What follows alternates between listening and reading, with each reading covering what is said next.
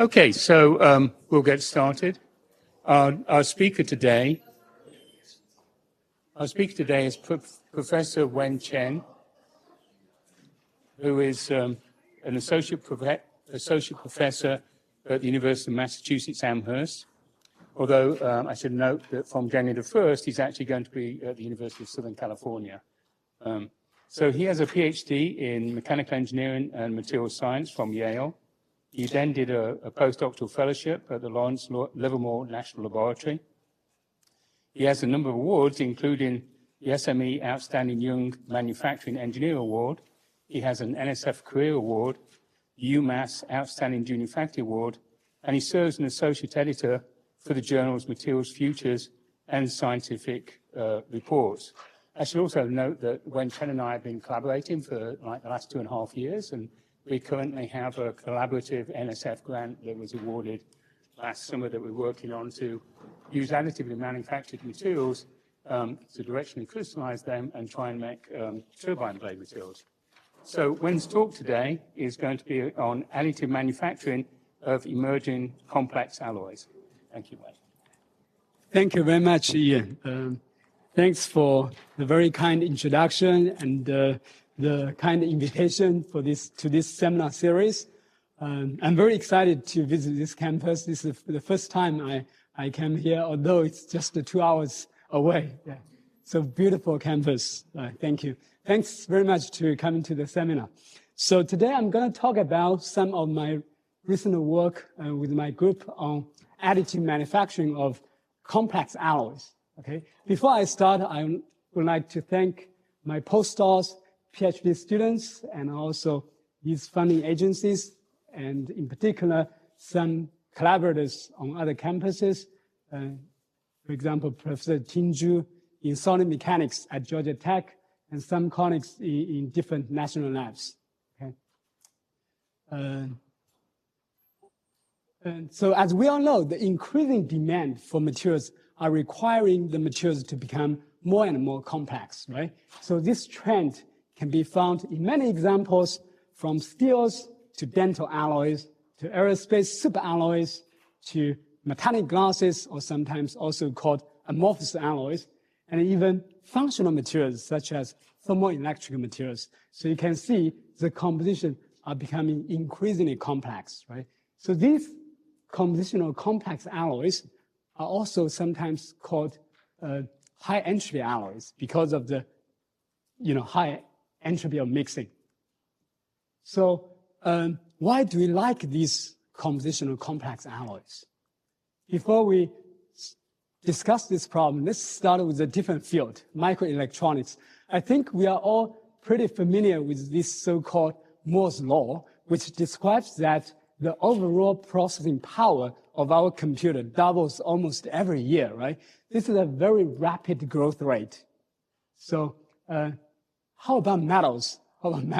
If you look at metals, so in particular for structural metals, right? So strength and toughness are probably the most two important structural properties. So if you time the two factors against time, so since the human being, first used gold as a tool, it has been 8,000 years. And within this 8,000 years, we have developed tons of alloys, gold alloys, copper alloys, cast iron, steels, nickel-based alloys, titanium alloys, tungsten alloys, aluminum alloys, magnesium alloys, and so on. So, and also the recently, metallic glasses and high-entropy alloys.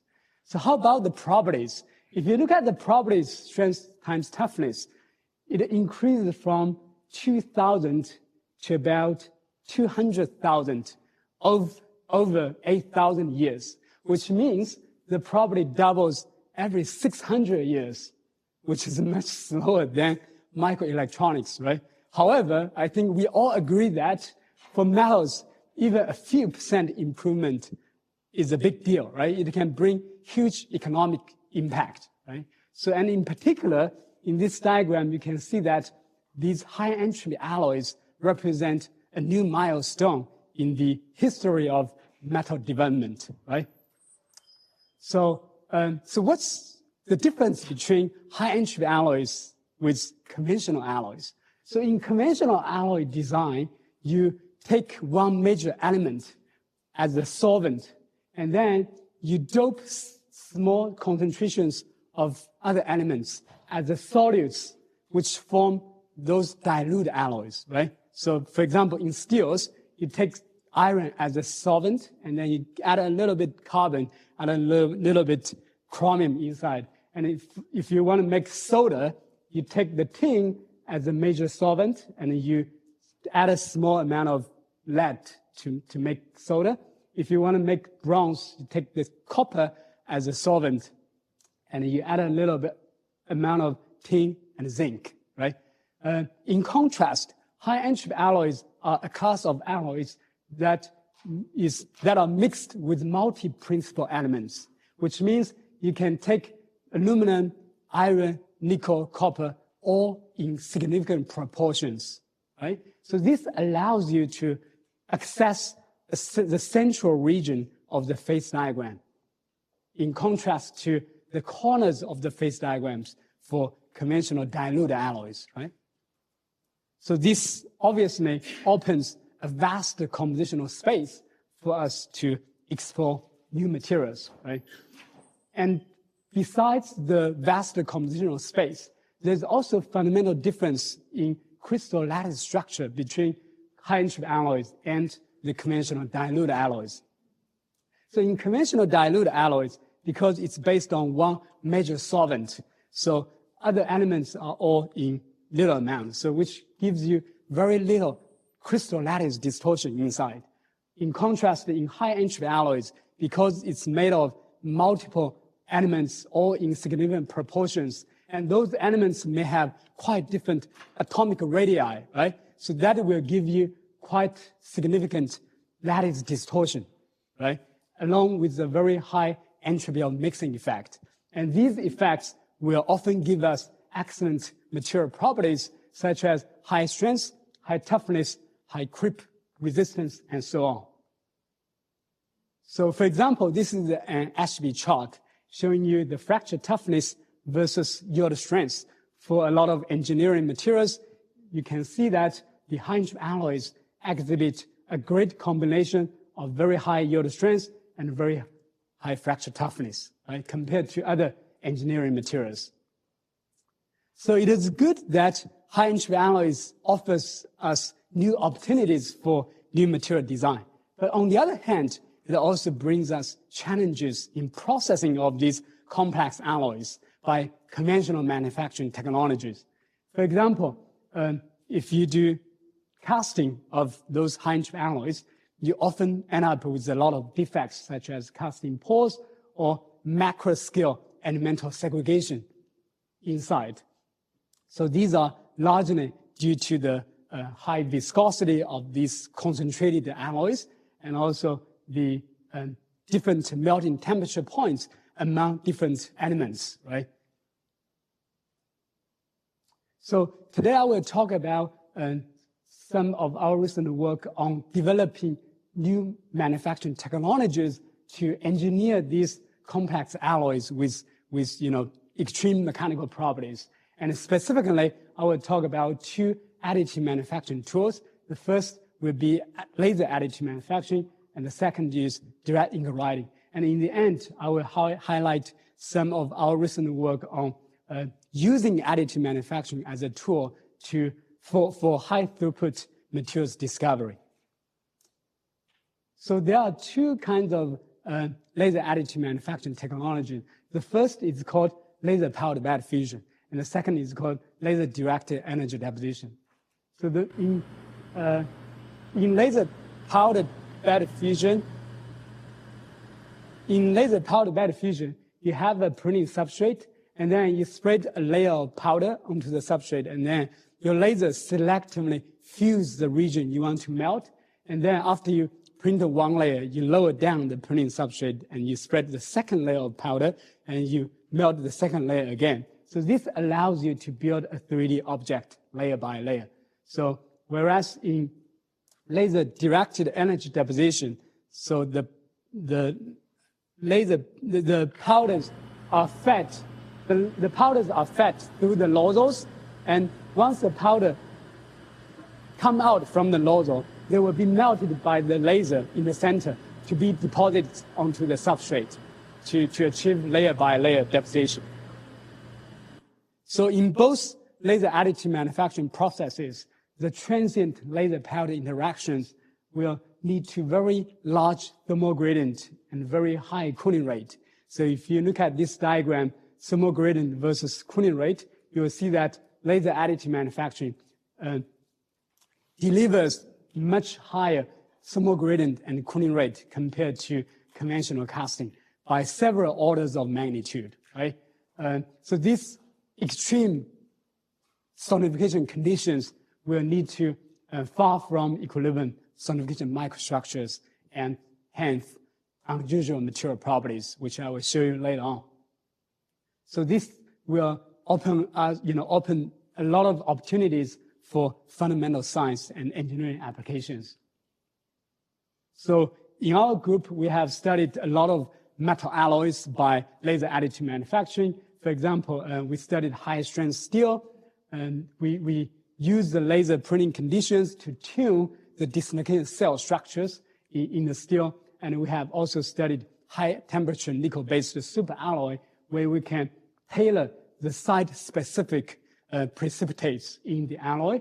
We have also studied composites, such as metallic glass matrix composite, and also the recent work on nanostructured eutectic high-entropy alloy. So due to the limitation of time, I will focus my talk on this nanostructured eutectic high-entropy alloy in the following slides. I think most of us may be very, very familiar with eutectic alloys, right? So in your textbook, this is a typical eutectic phase diagram for binary alloys, right? You have A, B elements, and if your composition is located near this point, this is the eutectic point, and if you melt the alloy and cool down slowly, you'll get a typical so-called laminar eutectic colony structures, right? Within each colony is composed of dual-phase laminar structures, and it's eutectic laminar structures, right? So if you do the same thing for high-entropy alloy, for example, this is a aluminum, cobalt, chromium, iron, nickel, quinary high-entropy alloy. So if you do casting, you will get so-called dual-phase microlaminar structures, laminar eutectic colony structures, right? Within each colony, you have dual-phase laminar structures, and the thickness of each phase is about a few microns. We call it microlaminar structures.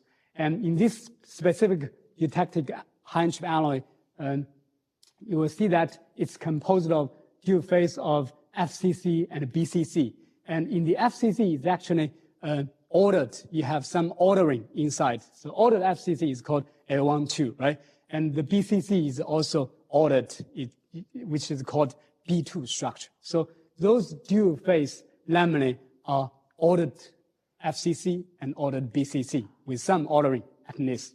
So with this dual phase structure, you can get a very good mechanical property with a good balance in strength and ductility under tensile loading, right? So now let's look at laser additively manufactured eutectic high-entropy alloy for the same composition. So you'll see that this alloy has very good printability. You can print it into quite complex geometries with very good surface roughness and good, feature size. And if you look at the microstructure, you will also see laminar eutectic colonies structures tend to grow from the melted pool boundary to the center of the melted pool. And if you zoom in, you'll see that these eutectic colonies are composed of micro-scale dual-phase laminar structures with the colony size of about a few tens of micron in length and several micron in width. And they tend to exhibit different crystal orientations, for the different colonies. And if you further zoom in, you will see that within each colony, it's composed of nanolaminar structures. The BCC has an average thickness of about 60 nanometer, the FCC has an average thickness of about 150 nanometer. So these laminar thicknesses are one order of magnitude smaller than the microlaminar structures I introduced for the cast sample, right, in the last slide. And again, in addition, we found that within this dual-phase laminae, there's no ordered phase, no ordered structure. It's fully random solid solution. It's fully random solid solution, BCC and FCC, as I will show you later on by TEM and also neutron diffraction. So this is the TEM image to show you the fully random solid solution, BCC and FCC, dual-phase nanolaminar structure with the thickness distribution. And we also spend a lot of effort to study the elemental distribution inside the laminae. So you can see that within the laminae structure, the FCC, which is a thicker laminae, right? The FCC tend to be pretty uniform, right? This is the atom probe tomography result. Atom probe tomography result to show the elemental distribution. So you can see within this dual-phase laminae, FCC laminae is pretty uniform.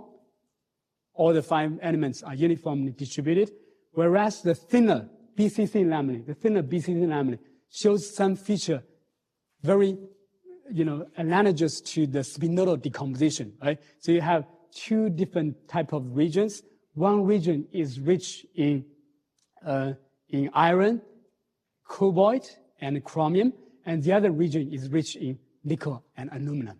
So you kind of have a phase separation inside the BCC nanolaminae. Okay? So this is a summary to show the different chemical composition for the 3D printed sample versus the conventional cast sample, and the phase and microstructure features. As you can see from this table, compared to conventional cast sample, the elemental partitioning or elemental segregation between the dual-phase laminae is much less in the 3D printed sample compared to as cast. For example, if you look at aluminum, the segregation in the as printed is much less than the aluminum segregation in the conventional cast sample, right? And other elements are even more obvious. So all other 4 elements are pretty uniform for the 3D printed sample, whereas there are significant segregations in the as cast samples, right? So due to this significant elemental partitioning in conventional cast sample, this allows you to, allows the element to diffuse to form the ordered phases, right? And also allows the laminar structure to grow to be much coarser than the additively manufactured samples. So basically, the rapid cooling during additive manufacturing suppress elemental diffusion and suppress the growth of the laminae to the nanoscale, right? To the nanoscale. So as a result, we can achieve very good mechanical properties. So this is a tensile stress strain curve for the additively manufactured samples in comparison to the conventional cast sample, which is the dashed, which is described by the dashed black curve. You can see that compared to as cast sample, the additively manufactured sample shows much higher yield strength, almost more than twice yield strength, right? In the meantime, we can also achieve simultaneously enhanced ductility, which contrasts with our common sense that when you increase the strength of the material, you lose the ductility, right? You have the strength ductility trade-off for a lot of structured materials, right? So we can now gain a strength ductility synergy, basically, by additive manufacturing. And in addition, we can even tune the mechanical properties of this 3D printed sample in a wider range, so to achieve a wider range of strength ductility combinations. For example, by annealing at 600 degrees C for 5 hours for the 3D printed sample, we can achieve almost 2 gigapascal tensile strength with still very large ductility, above 7%. With annealing at 800 degrees C for 1 hour, we can still maintain 1 gigapascal yield strength with more than 20% ductility. So this allows us to achieve a wider range of exceptional mechanical properties compared to other 3D printed metal alloys. So then we try to understand what's going on. So why can we achieve those good mechanical properties? So what's the deformation mechanism behind, right? So we collaborate with Oak Ridge National Lab to use the in situ neutron diffraction technique to study the deformation mechanism. So in this case, we apply tensile loading to our 3D printed sample. And in the meantime, we collect the neutron diffraction pattern during tensile loading. So this is a typical neutron diffraction pattern. So by analyzing the neutron diffraction peak profile, we can understand a lot of the microscopic deformation mechanism behind, right? For example, by looking into the diffraction peak position change, we can quantitatively understand the crystal lattice spacing change or crystal lattice strain evolution in the polycrystal, right? And this will allow us to understand the stress partitioning in different grain families and different phases, right? And by looking to the peak width change, we can understand the crystal defect density evolution during deformation, such as Dismorginian density evolution, right? By studying the peak intensity change, we can understand the crystal texture evolution during deformation, or even if you have phase transmission, we can identify new peak, right, for the new phase during in situ loading. So this is a typical lattice strain evolution plot as a function of applied stress. So you can see that the deformation of this 3D printed eutectic alloy, eutectic high-entropy alloy, can be divided roughly into 3 different stages. In stage 1, when the stress is below 1100 megapascal, you can see that all the lattice strain for both FCC and BCC grain families are following the linear elastic trend, right? Which suggests the fully linear elastic deformation below 1100 megapascal. When you continue to increase the load to above 1100 megapascal, below 1300 megapascal, you will see that the lattice strains for the FCC grain families start to deviate from linear elasticity, whereas the lattice strains for the BCC grain families remains elastic, which means the FCC grain families start to yield, right? Whereas the BCC remains elastic. When you continue to load the sample above 1300 megapascal, you can see the lattice strains of both BCC and FCC grain families deviate from linearity. So, and in particular, the lattice strains of the BCC grains tends to increase much faster than the lattice strains for the FCC grain families, right? So the hollow symbols represent the BCC grain families. You can see that the lattice strain increases much faster than the FCC grain families, which suggests that during plastic deformation, the BCC phase takes much higher load than the FCC phase, okay?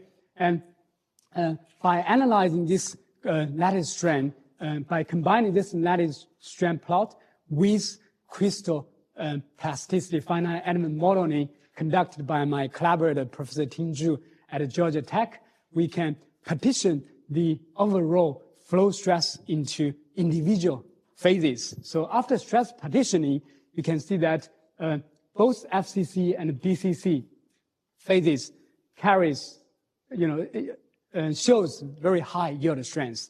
And in particular, very interestingly, the BCC phase shows much higher work hardening rate than the FCC phase, right?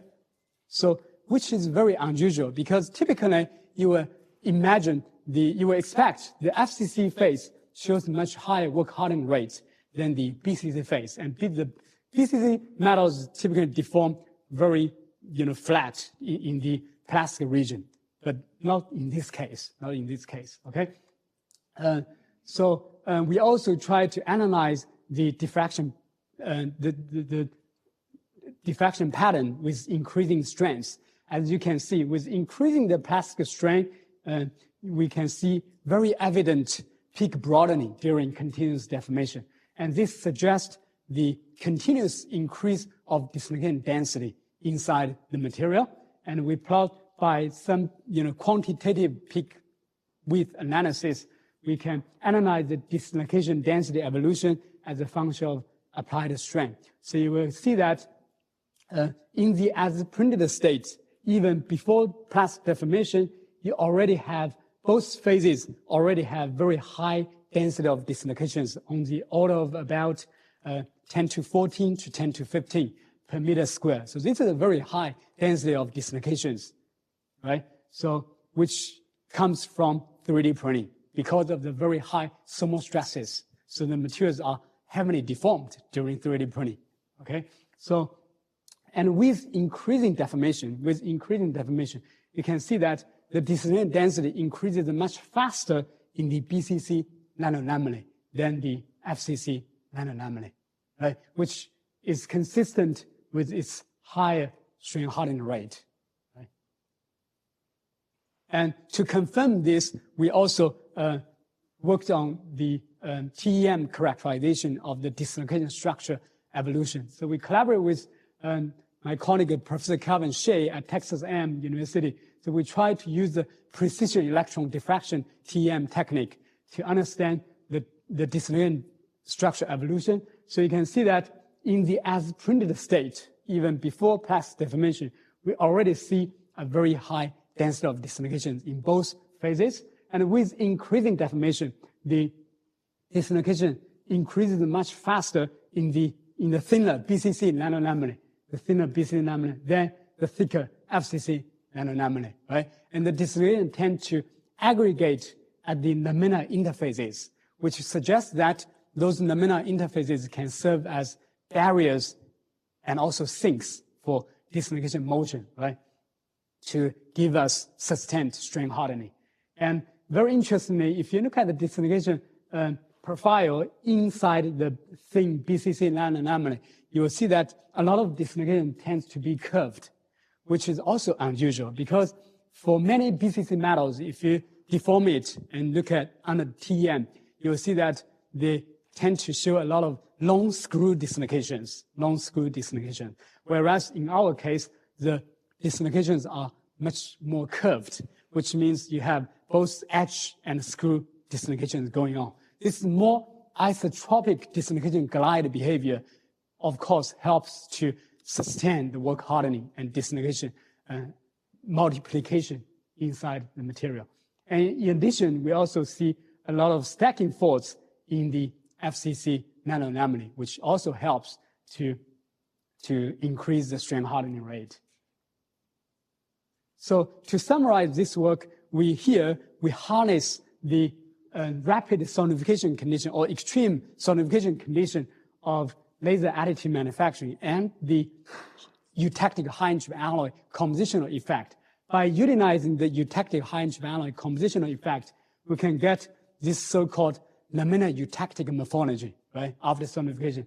By using the additive manufacturing technique, we can refine the laminar structure from conventional microlaminate to nanoscale laminar structure with also suppressed ordering inside the lamina.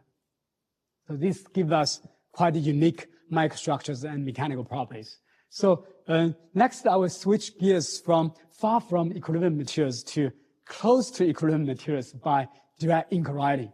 So direct ink writing is an extrusion-based additive manufacturing technique, right? In this process, you have a nozzle, and your ink is extruded from a nozzle under pressure to form a continuous filament, right? And you can deposit this ink as a continuous filament layer by layer. So the ink can be powder suspension, or it can be powder-free polymer gel structure. So the key to this technology is to develop viscoelastic ink with appropriate rheology, including the viscosity and the shear thinning characteristic. So you want the ink to have shear thinning behavior because you want the ink to behave like a liquid when it is in the nozzle. When you apply shear stress in the nozzle, you want the storage modulus to be lower than the loss modulus so that it behaves like a liquid, right? It's easy to extrude out. But when the ink exits from the nozzle without stress, so you release the shear stress when the ink exits from the nozzle, right? So with releasing the shear stress, you want the ink to behave like a solid so that the ink can retain a shape, right? Doesn't spread out, right? So then you want the storage modulus to be higher than the loss modulus. So that you want a crossover of the two moduli. So this is so-called the shear thinning characteristic in rheology, right? So this is a typical video to show you how the direct ink writing process works. So you can see it's a very fast process. You can build overhang structures. The ink you can call it, condense or solidify after exiting from the nozzle. And you can build very large structures. This is wood pile lattice made of metal. And you can, if you zoom in, you can see very fine features on the order of about tens of microns to 100 microns, the smallest size you can achieve, which is better than laser additive manufacturing that I talked in the previous slides. And you can make compact geometries. You can roll the lattice after printing because it has some polymer binder inside, right? And you can make pure copper with this, and you can make pure metals or ceramics such as alumina. You can also do it with graphene, carbon materials to make graphene aerogel. You can also work on pure polymers such as silicon elastomer, right? You can also convert those polymer into ceramic sometimes. So this is a work we collaborate with Harvard and Air Force Research Lab to make some polymer-derived ceramic structure. So some polymers, as you may know, they have silicon, carbon inside. After burn out, you can convert to ceramic, right? So ceramics they are difficult to shape, but polymers, they are very easy to shape, right? Here we print the polymers and then you can burn it into ceramics. So this allows you to manufacture those lightweight architected ceramics with very high temperature resistance. So this is, and we have, created a lot of different materials with different structures for different applications, from structural applications to functional applications. So now I will use this, we use a typical example to show you how we can use direct ink writing to make high-end compositional complex alloy architectures. So in this case, we first use gas atomization to make those high-end alloy powders. So this is a particular example of cobalt, chromium, iron, manganese, nickel, quinary complex alloy, right? We make these powders and we mix the powders with polymer binders and some solvent, so which allow us to tune the rheology of the ink to achieve the so-called shear thinning characteristic, right? And then we printed those high-energy alloy powders ink into different lattice structures. We can, of course, adjust the spacing of the filament to get different porosity or different relative densities, right? So afterwards, after printing out, these are called green body only, right? So we will need to do another step called sintering to densify those ink, So we put those structures into furnace, we apply thermal sintering, and then we can densify those filaments into furnace solid structure. So this is after sintering how it looks like. It's beautiful metal structures. And then we studied the microstructure of those 3D printed high-energy alloy lattices. As you can see, after sintering, we can get very good density with very minimal porosity left. This is about 1% density, so 1% porosity. And now we can even get higher density than this. So this was our first work published several years ago.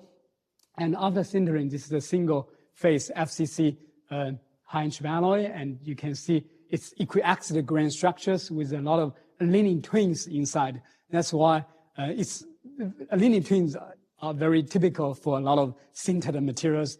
And that's why I call it, this microstructure is more close to equilibrium state, right? So, and the average grain size is about 25 micron in this case. But we see that this high entropy architecture has a very good work hardening capability during loading. So this gives us a very good energy absorption, very good energy absorption. So this is an example to show you the energy absorption. This is a compression stress strain curve of the high entropy lattice structure. So where you can see there are 3 different deformation stages. In stage 1, there's a very short linear deformation stage where you reach yielding. And then after yielding, you have a very long plastic flow or plastic plateau region to give you a very high energy absorption before the final densification of the lattice structure. Okay, so this gives you very good energy absorption. So, and we can, by varying the relative density or varying the spacing of the filament, right, you can achieve different relative densities and to achieve different yield strengths and different energy absorption. Right?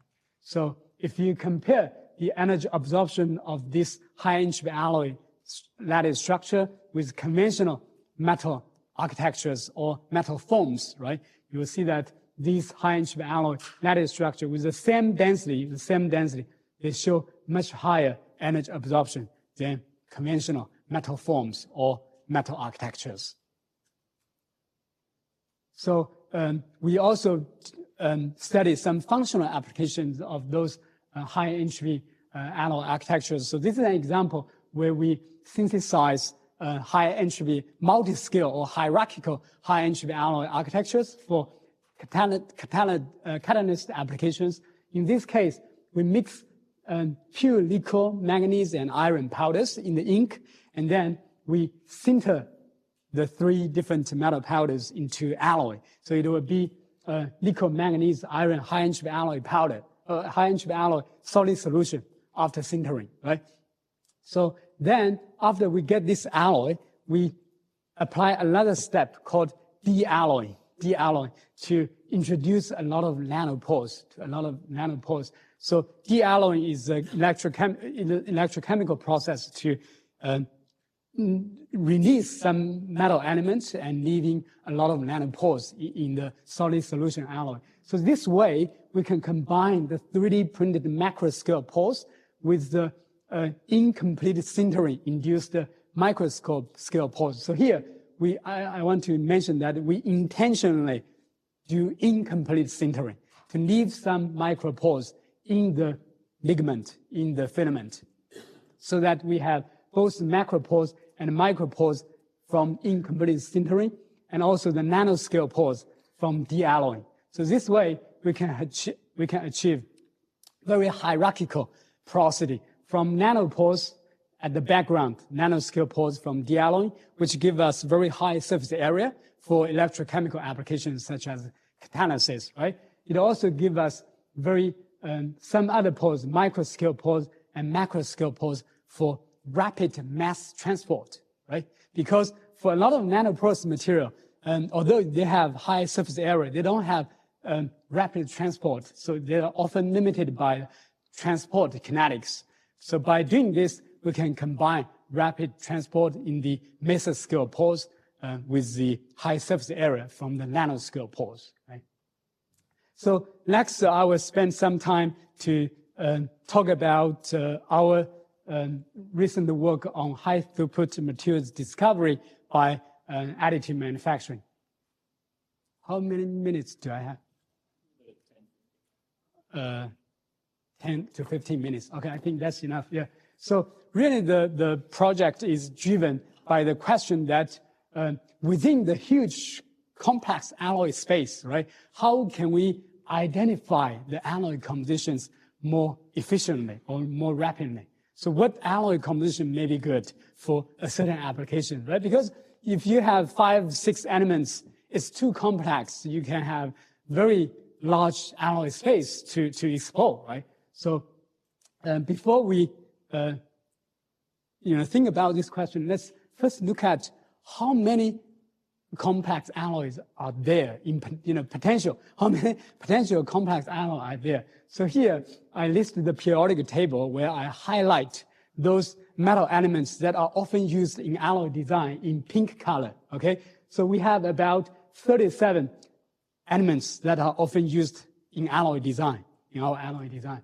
And if we assume empirically, okay, if we assume the alloy properties change, dramatically by every 1 atomic percent, so then for ternary alloys, ABC, you will have about 70,000 alloys to explore from, A1, B1, C98 to A98, B1, C1, right? Those range. So you have about 70,000 to explore. For quaternary ABCD, you have about 2 million alloys to explore. For quinary alloys, you have about 20 million alloys to explore. So these are exponentially, large numbers to explore, right? And if you rely on conventional trial and error methods, for example, you ask a student to go to the lab and mix, ABC with a certain ratio, right? With a certain ratio.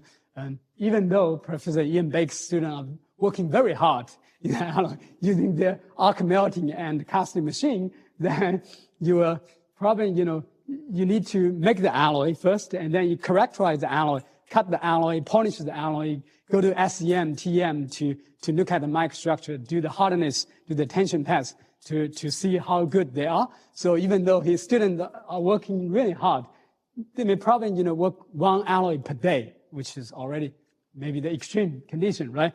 And suppose in the world, there are about 20 research groups who are doing the same research as yours, unfortunately. So they are studying the same alloy systems, right? ABC alloy systems, zinc, or manganese, tin, lead, for example, the same alloy system. And, every year, the entire world can study 7,000 alloys. So then, even with ternary alloys, you need to spend 10 years. With quaternary alloy, you need to spend 300 years. With quinary alloys, you need to spend 3,000 years. Of course, we cannot afford that, right? By that time, we don't know where we are going to be. So, in fact, in the literature, there are only about 500 ternary alloys that have been reported so far among the 70,000 potential alloys that I have calculated for you, right? So we have only very limited alloy region that we have, compared to the potential region. So we have a lot to explore, right? How can we make this process faster and more efficient? So this is what we have been doing in the past 3 to 4 years. So we have built a platform, so-called combinatorial high-throughput materials discovery by additive manufacturing. So in this case, we have multiple nozzle feeders. As I showed you, the laser-directed energy deposition process, right, in the video. So you can feed different powders, and then the laser melts the different powders and do the in situ alloying process, right? So in this case, you can use, copper, nickel, niobium, tungsten, and then you mix them, and depending on the powder feed rate, so you can adjust the powder feed rate, then you can really tune the local composition at each patch. At each patch, you can have a different composition. So this will allow you to make a library with different composition at a time, right? So then I will show you one specific example. This is a tungsten rhenium osmium alloy that we work for aerospace, for NASA applications, where the reason we choose tungsten rhenium osmium is because they show almost the highest elastic margin and the highest melting temperature. So the goal is to develop refractory alloys with high temperature stability, high temperature strength, and also good strength and good plasticity at high temperatures.